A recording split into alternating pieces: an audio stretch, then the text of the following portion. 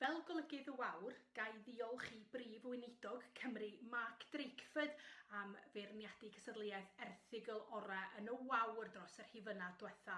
Mae o wedi bod yn brysur yn darllen gan ddweud bod hi'n dipyn o ornest.